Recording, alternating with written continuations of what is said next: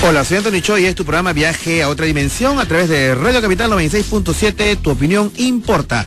Ya saben, llámenos a Fono Capital para contarnos sus historias, sus encuentros con lo desconocido al 222-0575, 222-0580 y 222-0711 para que compartan con nosotros sus encuentros con lo desconocido. Tenemos una llamada. Aló, sí, buenas noches. Aló.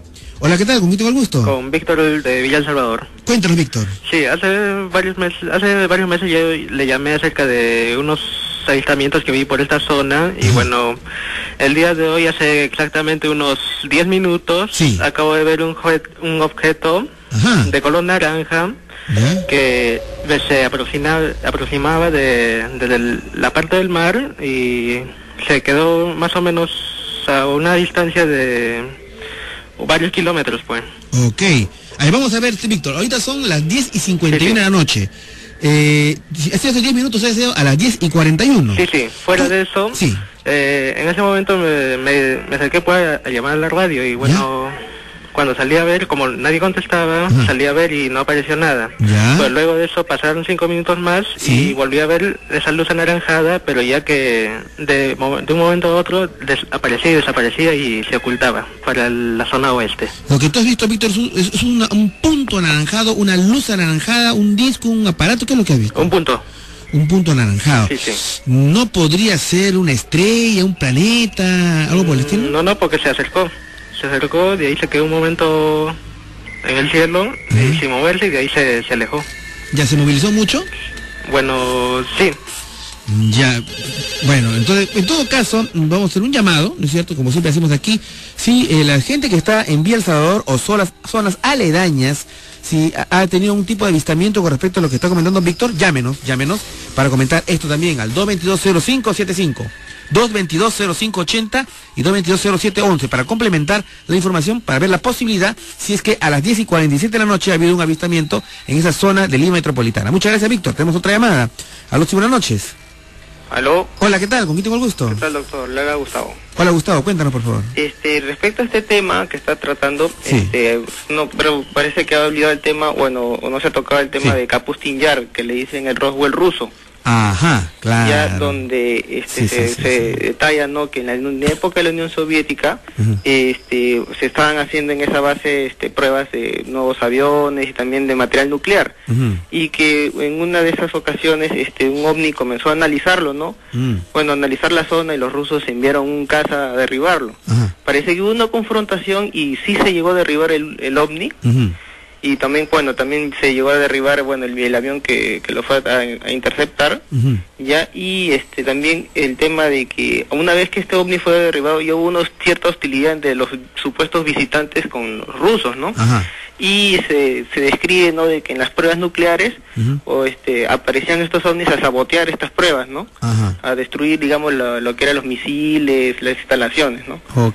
Tal vez usted pueda dar una pequeña apreciación sobre eso. No, bueno, Gustavo, no lo dijimos con sus palabras, pero en la parte final de la entrevista con Robert Hastings, justamente habló de que este fenómeno de intervención de ovnis en arsenales nucleares no solamente ha sido en Estados Unidos, sino también ha ocurrido en Rusia y se tiene información al respecto, ¿no? Sí, pero lo que tú dices es interesante, el caso de Kapustin Yar. Ahora, lo que sí es cierto es de que hay que destacar de que uno de los casos más interesantes de enfrentamiento entre, militares terrestres, terrícolas y fuerzas no terrestres, alienígenas o supuestamente alienígenas, es justamente un caso peruano, ¿no? Del comandante que hablamos, Óscar Santamaría, el encuentro de la joya de abril del 80, ¿no?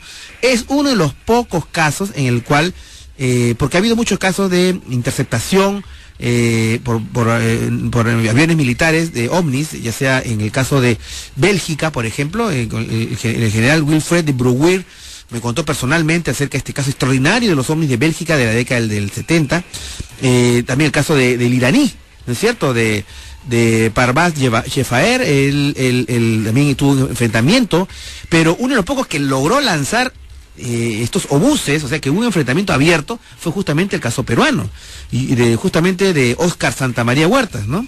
Entonces sí, es una cosa que yo creo que hay que de una manera rescatar eso, ¿no? Gracias, Gustavo, por hacernos recordar este caso ruso, que yo creo que es importante. Así que, queridos amigos, llámenos al 222-0575, 222-0580 y 222-0711 para ver si que, así como dice Víctor, que nos llamó de Villa El Salvador, han tenido ustedes también algún tipo de avistamiento. También escríbanos al blog de Viaje a Otra Dimensión, ya saben, a www.capital.com.p, como nos acaba de escribir Jorge Mateo, de Piero Capital, dice. Le comento, doctor, lo que me sucedió a mi tío hace unos años. Él y toda su familia viven en San Agustín, lo que es hoy en día la zona del Boulevard del Retablo, en Comas, y me contó que una noche antes de irse a dormir subió al segundo piso de la casa y vio una luz bien fuerte y potente que bajaba de los aires, y lo único que atinó es a bajar nuevamente al primer piso, admitiendo que vio un ovni. Y pues sí, era un ovni, doctor, ya que me contó que al día siguiente salió en todos los periódicos y medios de comunicación en la zona de Retablo, Comas, y esto ocurrió hace 20 años más o menos. Ya sabes, Jorge, que acaba de leer tu carta, como tú me pides que la lea, ¿no? Tenemos otra llamada. Aló, buenas noches. Buenas noches, doctor, ¿cómo está? Le saluda Gino de Breña. Hola, Gino, cuéntanos, por favor. Sí, solamente quería hacer una pequeña precisión acerca de lo que había escuchado de un oyente que habló de un centauro en Pisco. Bueno, sí, dígame. Yo también he vivido en Pisco y creo que ese centauro en verdad era una persona, era un muchacho. Yo lo llegué a ver, era una persona que tenía una malformación física. No te creo. Pero le decíamos el perro y también tenía el alias del centauro. Pero la gente allí en Pisco le tenía miedo, sobre todo porque era una persona muy peligrosa. Caramba. Era un maleante, tanto es así que después terminó en la cárcel. ¿Ya? Entonces creo que de ahí, no sé en qué momento, sí, la historia del centauro se transformó en leyenda, porque lo he escuchado varias veces también, pero lo cierto es que era una persona que tenía una malformación física, además era absolutamente feo, o sea, ¿qué tipo de malformación? Le tenía miedo justamente porque era más que porque era un maleante más que por la deformidad física. ¿Y qué tipo de deformación tenía que pudiese ser confundido con otra cosa? ¿Lo oyeron? No, lo que te preguntaba era, ¿qué tipo de malformación física tenía que podía ser confundido con un minotauro o un fauno, no sé? Sí, porque verdad, tenía las rodillas al revés. Entonces, él tenía el problema para caminar y tenía que utilizar las manos también para movilizarse.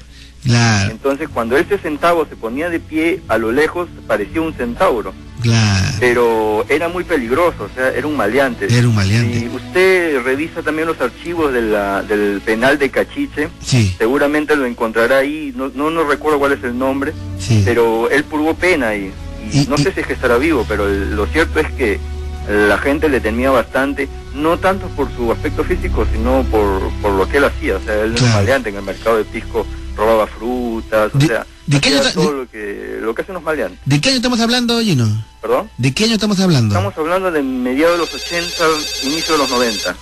Ok. Bueno, es muy importante tu llamada, porque de una manera, mucho de lo que nosotros vemos, mucho de lo que nosotros nos confundimos, pueden tener una explicación. En el caso de este supuesto centauro de Pisco, pues era simplemente un joven con malformaciones físicas, ¿no? Sí, doctor, y además yo quisiera proponerle quizá en unos programas hacer la casa de las historias, o sea, así como le he dado ese dato, podríamos también encontrar otros datos, como por ejemplo el de la Dama de Blanco, ¿no? ¿Cuál ha sido el caso original que originó toda esta leyenda? ¿En qué momento una historia muy corriente se puede transformar en leyenda? Oye, ese es bien difícil, porque tú sabes que esta historia de la Dama de Blanco, la Dama de la Carretera, de las autopistas, tiene muy diferentes nombres, se cuenta en toda la Panamericana, Claro, Gabo, no era ajeno esa historia, ¿eh? Gabriel García Márquez, Gabo, el Premio Nobel de Literatura, habla con toda esta historia en uno de sus libros. Entonces se pierde pues ya en el tema de las leyendas urbanas, ¿no? Pero cómo no, hay casos concretos que sí tienen una explicación, ha surgido pues de un hecho concreto, explicable, ¿no? Sí, lo cierto es que muchas veces las personas, dentro del temor que tienen por algunos personajes, transforman esas historias ya en leyenda, y con las siguientes generaciones se transforma pues en toda una historia más elaborada. Por eso yo justamente lo llamo en estos momentos para hacerle precisión de que ese centauro sí existió de verdad. Le llamábamos el perro, era un maleante, pero que después en el tiempo, su historia, porque después le tomaron fotos en la cárcel y todo lo demás. Ok, Gino, cortamos porque la hora es la hora en Radio Capital. 11 en punto de la noche.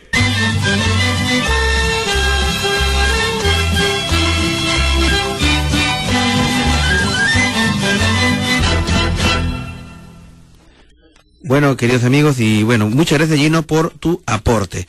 Y bueno, queridos amigos, ahora sí, ¿lanzamos las noticias? Lanzamos las noticias.